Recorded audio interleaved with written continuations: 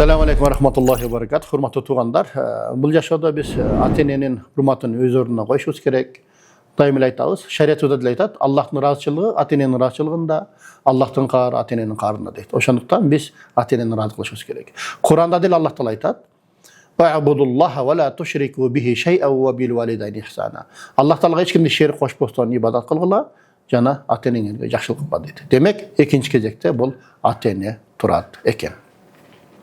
Бұл жашоодо перзенттер 5 түрдө болот экен, ата-энени урматтоодо. Биринчиси бул ата-энесинин айтканын такыр кылбаган бала, мындай бала ата-эненин каргышына калуу же нараачылыгына калуу коркунучунда болот экен. Экинчи түрдөгү бала ата-энесинин буйрун аткарат, бирок жактырбай, жаман көрүп аткарат экен. Ошондуктан бул толук соопко ээ боло албайт дейт.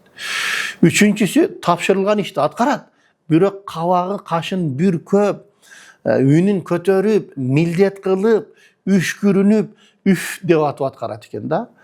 Бул ата-энесин адепсиз кылгандыгы үчүн күнөөкөр болот, күнөөгө батат.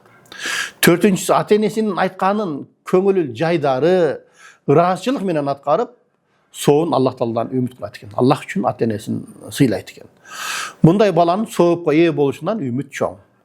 Бирок мындайлар чанда гана кездешет дейт. Бешинчиси ата-энеси сурабай жатып эле аларга эмне керек экенин сезип, алдын ала кызмат кылууга шашкан бала дейт. Бул бала Аллах Таала ата-энесин сыйлагандарга убада кылган кандай соопторду убада кылган болсо, ошол соопторго жетише турган бала дейт. Мындайлар өтө сейрек кездешет.